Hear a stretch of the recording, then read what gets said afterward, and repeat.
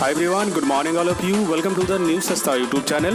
All the video of the News Sasta have been made according to the demand of the students under the guidance of experienced teachers while watching the upcoming competition examinations. All the questions are very important and all the audience is going to benefit greatly.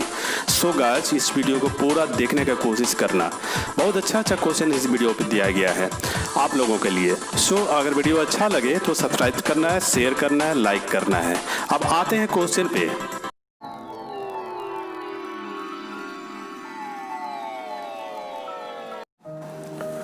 Part 3 current affairs. देखिए current affairs Hindi में ही आ रही है but important question है मेरे ख्याल से। Question number 1, global leadership award 2020 Tata समूह के चेयरमैन एन चंद्रशेखरन और लॉकहीड मार्टिन के सीईओ जिम टाइकलेट को यूएसआईबीसी ऑर्गेनाइजेशन से ने अवार्ड प्रदान किया है। निम्नलिखित में से किस तिथि को यह अवार्ड प्रदान किया गया? तो यूएसआईबीसी अमेरिका का एक बिजनेस एडवाइजरी ग्रुप है। ये अवार्ड दुनिया में प्रतिष्ठित माना जाता है। इससे पहले गूगल के सीईओ सुंदर पिचाई को मिला था, अमेजोन के सीईओ जेफ बेजोस को भी मिला था और सन फार्मास्यूटिकल के एमडी दिलीप शानवी को भी दिया गया था। काफ़ी इम्पॉर्टेंट ये अवार्ड है, ग्लोबल लीडरशिप अवार्ड, जो प्रतिष्ठित माना जाता है। यूएस इंडिया बिजनेस काउंसिल के नाम से इसे जाना जाता है और इस्टेब्लिशमेंट जो डेट है ईयर है 1975, ईयर है 1975 1975 को। बिजनेस एडवोकेरी ऑर्गेनाइजेशन के नाम से भी जाना जाता है इसे, जो कि इंडिया और यूएस का ट्रेड बिजनेस एग्रीमेंट होता है, डिस्कस होता है बिजनेस को लेकर के। और इनका चेयरमैन है निशा देसाई और हेड क्वार्टर है वाशिंगटन डीसी। देखिए इतना तो आप लोगों को लर्न करना पड़ेगा। ये काफ़ी इंपॉर्टेंट क्वेश्चन पे उसका चेयरमैन कौन है और हेड क्वार्टर कौन है, इतना लर्न करना चाहिए आप लोगों को। कभी कभी चेयरमैन से भी पूछा जाता है और हेड क्वार्टर से भी पूछा जाता है। तो हम लोग को ये 4 ऑप्शन है, 4 ऑप्शन में से आप लोगों को दिख रहा है कि 15 जुलाई 2020 इसका आंसर होगा। किस तिथि को प्रदान किया गया था ये अवार्ड? तो 15 जुलाई 2020 को प्रदान किया गया था। यूएसआईबीसी याद रखना चाहिए आप लोगों को ये क्वेश्चन। नंबर 2, एचसीएल के पूर्व चेयरमैन श्री शिव नाडर की बेटी श्रीमती रोशनी नाडर, जिनकी उम्र 38 बरस है, निम्नलिखित में से किस कंपनी का चेयरपर्सन बनाया गया है? देखिए HCL company Hindustan computers limited है, जिनका पूर्व चेयरमैन श्री शिव नाडर थे और उनकी बेटी अभी श्रीमती रोशनी नाडर को ही इसका चेयरपर्सन बनाया जा रहा है। ये 4 ऑप्शन में से आप लोग को दिख रहा है। देखिए कंपनी का नाम, ये घुमावदार क्वेश्चन है, थोड़ा सा ट्विस्ट किया हुआ है क्वेश्चन में। इसका आंसर लिखा हुआ है एचसीएल, तो सेल, आईओसी, एनटीपीसी, एचसीएल, ये 4 ऑप्शन में से देखिए एचसीएल इसका आंसर होगा। एचसीएल का ही चेयरपर्सन इनको बनाया गया है श्रीमती रोशनी नाडर को। ये पूर्व चेयरमैन का ही बेटी है, खुद की कंपनी में वो चेयरपर्सन बनी हुई है।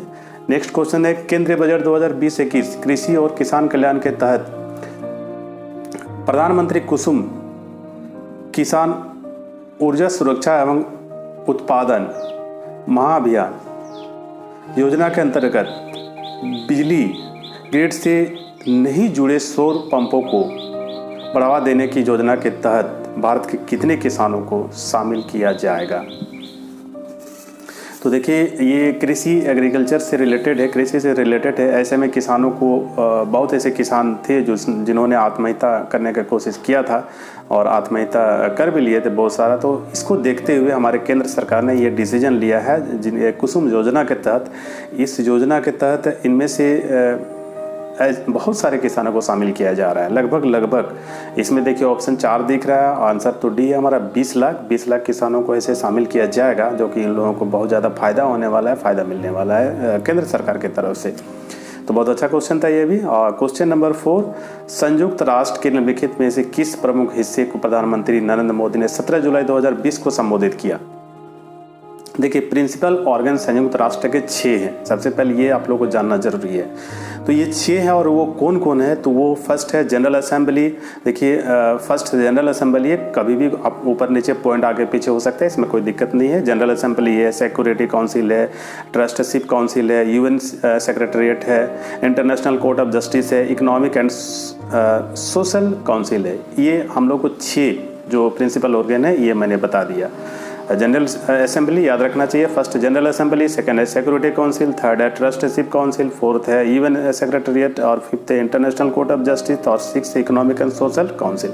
और ये हम लोग का ऑप्शन 4 दिख रहा है, 4 ऑप्शन में से आप लोग आंसर बताना है। वैसे तो ये हमारे जो यूएन सिक्योरिटी काउंसिल जो है इसका नॉन परमानेंट मेंबर हमारा भारत बना है, इंडिया बना है। तो इसके चलते पीएम ने कहा था, इसमें कुछ इंपॉर्टेंट बातें कही थी जो कि संयुक्त राष्ट्र में सुधार की अपील की जाए और 2022 तक सभी के लिए घर का ऐलान किया जाए, क्योंकि भारत आज़ादी की 75वीं वर्षगांठ मना रही है। इसीलिए आंसर तो हमारा देखिए ये दिख रहा है, इकोनॉमिक एंड सोशल काउंसिल, इसको भी याद रखना है। आगे है महिला सशक्तिकरण पर भी ध्यान दिया गया था। क्वेश्चन नंबर 5 है केंद्रीय बजट 2020-21 के तहत प्रधानमंत्री फसल बीमा योजना के तहत हमारे देश के लगभग कितने किसानों के जीवन में खुशहाली आई है। तो ये भी एग्रीकल्चर से रिलेटेड है, कृषि से ही रिलेटेड है। केंद्रीय बजट जो 2020-21 पास किया गया है, जो प्रधानमंत्री फसल बीमा योजना के तहत हमारे लगभग इतने सारे किसानों के जीवन में खुशहाली आई है, जो कि ये 4 ऑप्शन हम लोग को दिख रहा है। 4 करोड़ 11 लाख, 5 करोड़ 11 लाख, 6 करोड़ 11 लाख और 7 करोड़ 11 लाख। ये 4 ऑप्शन में से ही हम लोग को सेलेक्ट करना है और इतने किसानों के जीवन में खुशहाली आई है वो अब मेरे ख्याल से 6 करोड़ 11 लाख, देखिए ऑप्शन दिख रहा है, 6 करोड़ 11 लाख किसानों के जीवन में खुशहाली आई है केंद्रीय बजट 2020 के अनुसार, 2021 के अनुसार। नेक्स्ट क्वेश्चन है, चीन की सबसे बड़ी company telecom 5G network company, चीन की सबसे बड़ी टेलीकॉम 5G नेटवर्क कंपनी हुआई को अमेरिका ने बैन कर दिया डाटा चुराने के आरोप में। निम्नलिखित में से कौन सा देश अमेरिका के बाद अपने देश में भी 5G नेटवर्क का प्रयोग हुआई कंपनी को बैन कर दिया है। तो हांगकांग के मुद्दे पर ऐसे ब्रिटेन चीन से खपा है। ब्रिटेन ने चीन को 1997 में कहा था कि 50 वर्षों तक हांगकांग ऑटोनॉमी बनी रहेगी, परंतु चीन ने राष्ट्रीय सुरक्षा कानून ला करके ऑटोनॉमी खत्म कर दिया है। सीक्रेट जानकारी और डाटा चोरी करने के आरोप में हुआई कंपनी पर आरोप है।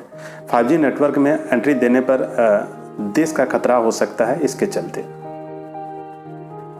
क्वेश्चन नंबर 7, फीफा विश्व कप का कैलेंडर 15 जुलाई 2020 को जारी किए गए के अनुसार निम्नलिखित में से कौन सा देश फीफा विश्व कप 2022 की मेजबानी करने वाला है।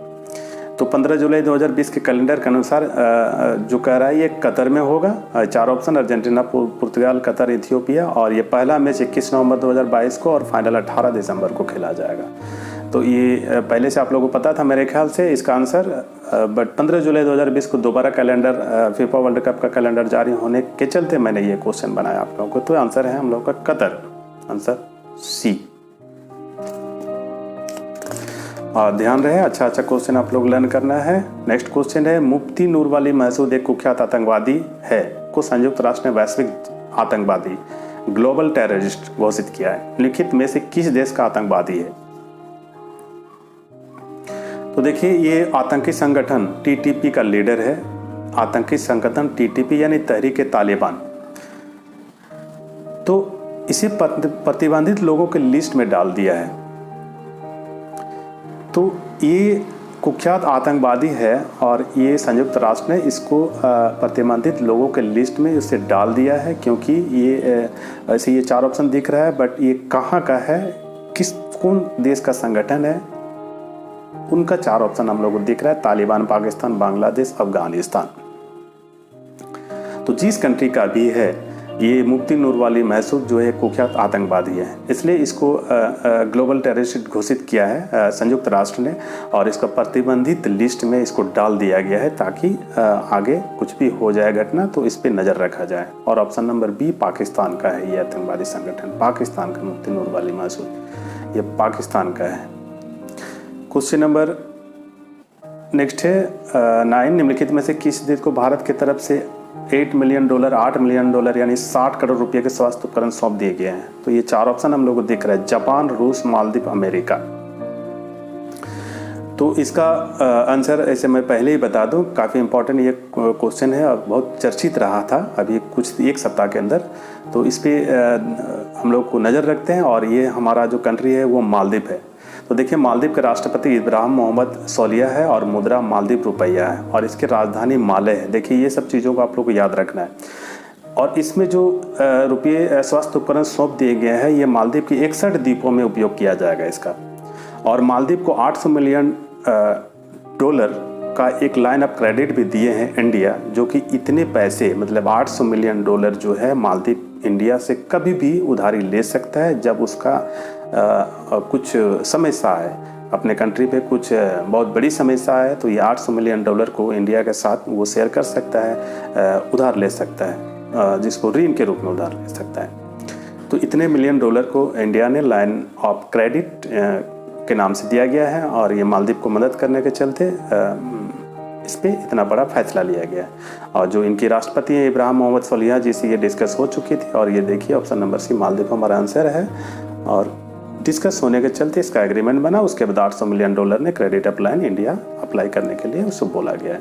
क्वेश्चन नंबर 10, निम्नलिखित में से किस फिल्म को 77वां गोल्डन ग्लोब पुरस्कार 2020 म्यूजिक या कॉमेडी के रूप में दिया गया? देखिए गोल्डन ग्लोब पुरस्कार एक फिल्म को दिया गया था जो कि फिलहाल उसी से रिलेटेड है और वो फिल्म था 1917। बट यहाँ पर 1917 ये फिल्म का नाम इसका आंसर नहीं होगा, इसका आंसर होगा once upon a time in Hollywood, क्योंकि ये म्यूजिक या कॉमेडी से रिलेटेड पूछा है। सो थैंक यू दोस्तों, अगर अच्छा लगा वीडियो तो ज़रूर सब्सक्राइब करें, शेयर करें, लाइक करें और फॉरवर्ड करते रहें। और कुछ प्रॉब्लम होगा तो उसको कमेंट बॉक्स में लिखें। Thank you all.